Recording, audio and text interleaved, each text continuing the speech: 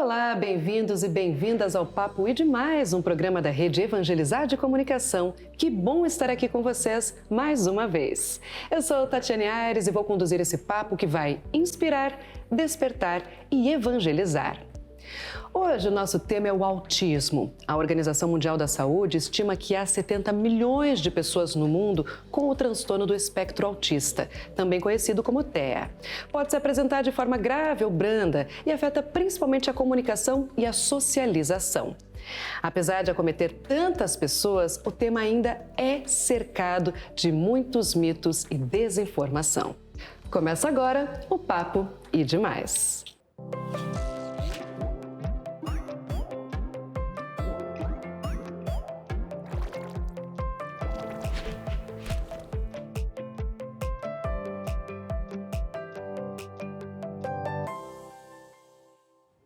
Para nos ajudar a esclarecer e tranquilizar as famílias que receberam o diagnóstico de TEA em seu círculo, recebemos hoje o neuropediatra Paulo Liberalesso. Primeiro, obrigada pela sua presença por aqui, viu, Paulo?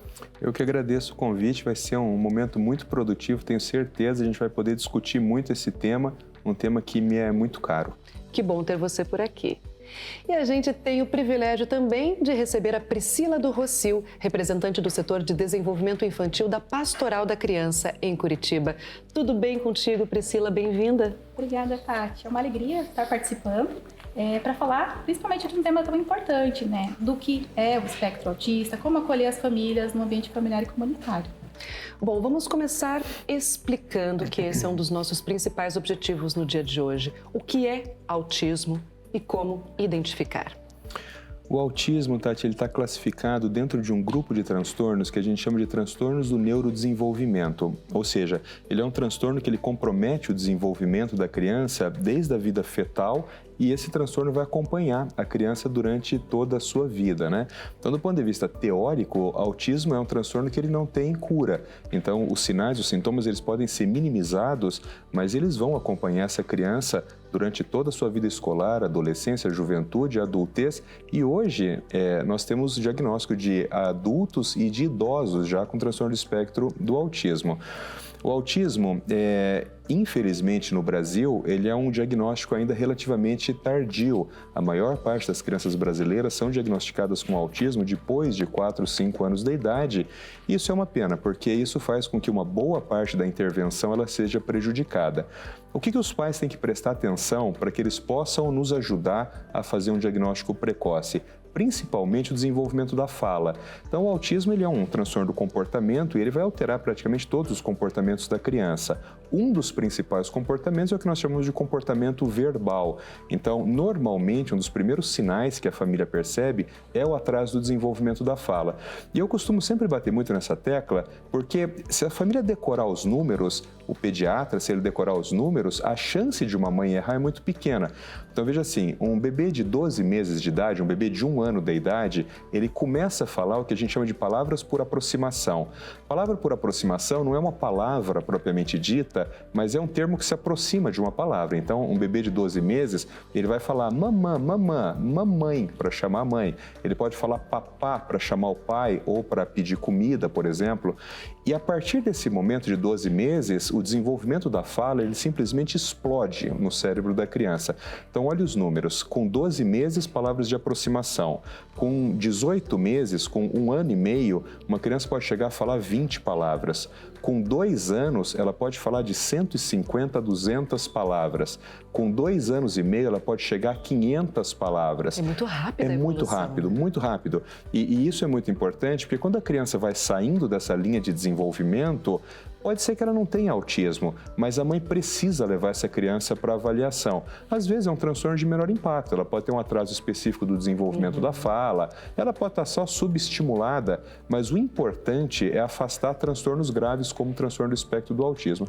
Então, eu diria que a família, a primeira coisa é ela focar no desenvolvimento da fala, porque ele é muito objetivo, ele é muito fácil de se perceber.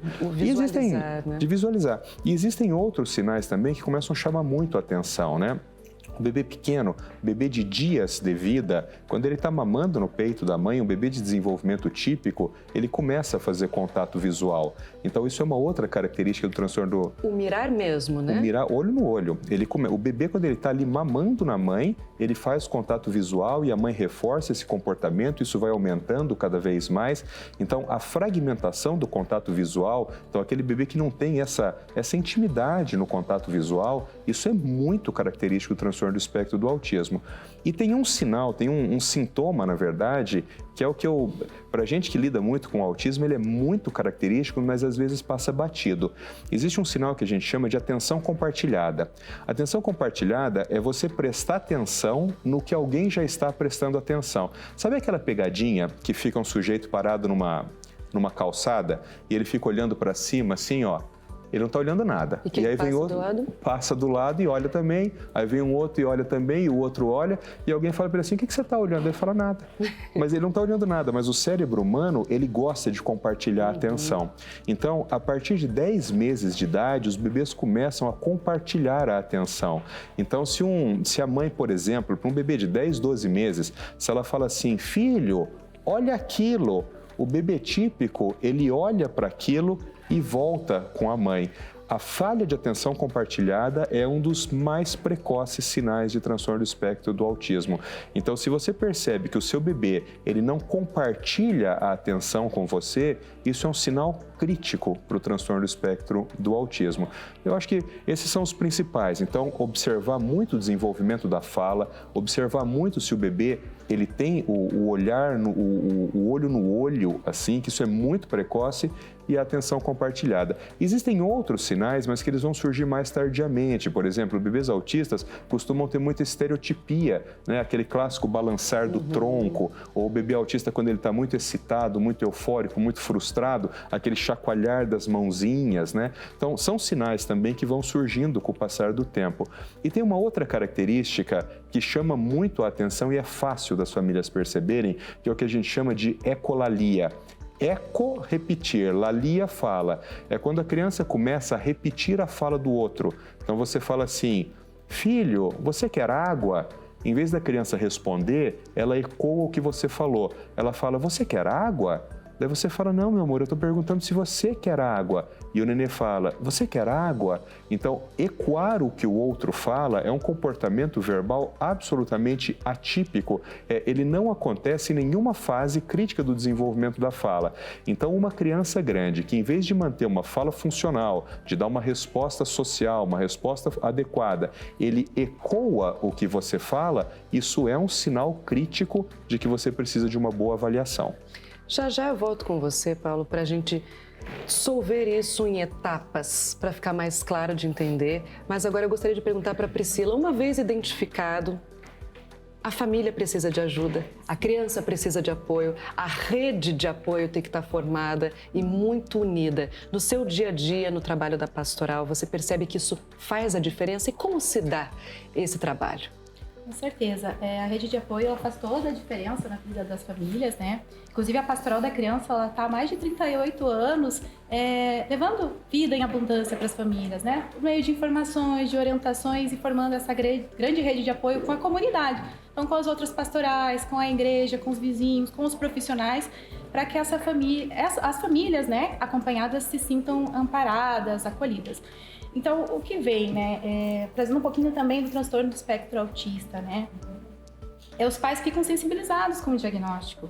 É normal, os pais querem proteger o filho, né, até para levar, né, doutor, para fazer o diagnóstico, às vezes tem essa resistência, mas já foi identificado pelos próprios pais que a criança ela não está se comunicando, tem algum comportamento repetitivo, né.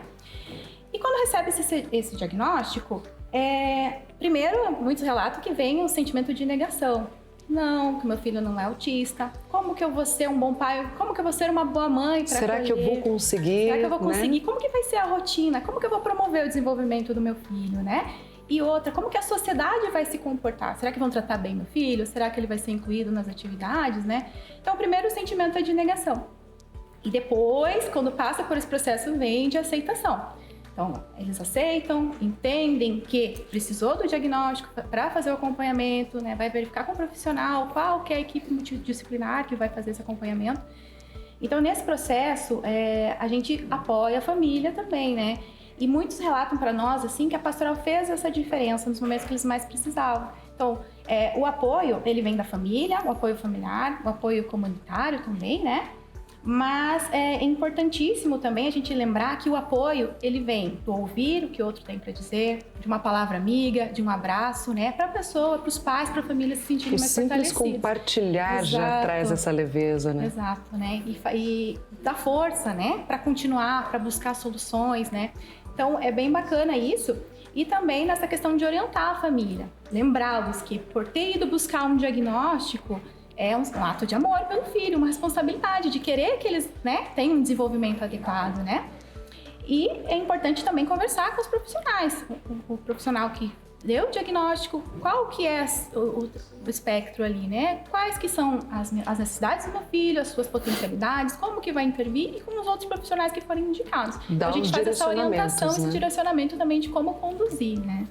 Tem um aspecto que eu acho muito importante discutir, Tati, que eu trabalho com crianças autistas há muitos anos e tem uma coisa curiosa que é assim, a criança autista ela não tem alta, né? Então eu tenho bebês que eu peguei autista e hoje são homens de 20 anos autistas. Por que eu estou dizendo isso? Porque você acaba desenvolvendo uma relação com toda a família e você começa a ter uma perspectiva de que tão importante quanto cuidar do indivíduo, da pessoa autista, é você cuidar de quem cuida. Eu sempre uso essa frase, né? Importante cuidar de quem cuida. Existe toda uma coisa nossa aqui dos latino-americanos que parece que o filho é da mãe, o filho não é do pai, né? Então é muito comum quando você tem um diagnóstico grave, o transtorno do espectro autista é um transtorno muito severo, muito grave, né? Então a mãe, ela passa a ser responsável, entre aspas, pelos cuidados daquela criança e o pai vai ser o provedor, o cara vai trabalhar, coisa e tal, mas a mãe vai cuidar. É claro que é inevitável que isso aconteça, mas isso traz algumas repercussões para a saúde dessas mulheres que são repercussões extremamente negativas, né? Por exemplo, quando você compara mãe de crianças autistas e mãe de crianças neurotípicas, o índice de suicídio das mães das crianças autistas é muito maior. E existe um estudo recente, tem pouco mais de um ano que foi publicado, que mostra que essas mulheres morrem muito mais cedo. E esse estudo ele discute o porquê essas mulheres morrem. E é muito chocante, né? Essas mulheres morrem porque elas param de cuidar de si. Elas morrem de câncer, elas morrem de câncer de útero, elas morrem de câncer de mama, porque elas param de cuidar de si para entregar a vida aos cuidados daquela criança, né? Então, essa história de cuidar de quem cuida é tão importante quanto cuidar da criança no transtorno do espectro do autismo. Por isso, o trabalho que essa rede de apoio oferece, ele é tão importante quanto o trabalho que a clínica oferece quando está trabalhando com aquela criança autista. É importante visualizar que é um conjunto de atividades, né? Já a gente vai falar da atividade para a criança em si, para ajudar no desenvolvimento, mas a Priscila com certeza deve perceber na sua rotina do dia a dia que esse conjunto é muito maior do que só essas atividades, só como se fosse pouco. Não é isso que eu quero dizer, é abrir o leque mesmo, olhar para a família, olhar para a criança, para o suporte emocional, psicológico, psicossocial. Tem que também ter esse olhar mais carinhoso, né? Exato, tem que acolher, né? Incluir a criança e a família. Como o doutor falou também, a família é referência para a criança. Dentro da rotina, a criança vai passar durante as consultas, as intervenções, as terapias, por algum tempo na semana, mas a maior parte do tempo essa criança vai estar no ambiente familiar, a família que vai promover esse desenvolvimento, esses estímulos. Então, precisa estar bem, né? Como que eu vou cuidar do meu filho se eu não estou bem, né? Então... Essa análise é perfeita. Eu sempre faço na consulta ali a ideia de que você vai levar seu filho para o atendimento numa clínica, mas se a família não fizer a parte dela, o resultado é zero. E é matemático. Você imagina que uma criança faça um belíssimo tratamento, 10 horas por semana de tratamento numa clínica. Uma semana tem 160, 158 horas. Ou seja, se eu fico com a criança 10 horas por semana, a mãe fica 150. Exatamente. Então, se só eu for fazer o pedaço, eu posso fazer o meu trabalho perfeito dentro da minha clínica, mas se só eu fizer e nas outras 150 horas não houver intervenção, não tem como melhorar. 10 horas que para o Brasil é uma excelente intervenção, 10 horas por semana, né? 2 horas por dia. Mas se não houver um respaldo da família com essa estimulação global no ambiente domiciliar, na verdade é um ambiente natural, né? Quando ela está em casa, quando ela está na escola, quando você sai com seu filho e vai para a padaria, se tudo isso a família não transformar em intervenção, o resultado final é muito pobre. Gente, falamos já mais sobre isso, porque é um assunto cheio de detalhes. Então eu convido vocês a continuarem aqui comigo. A gente vai para um brevíssimo intervalo, mas volta já ouvindo mais dos nossos convidados. Fique por aí.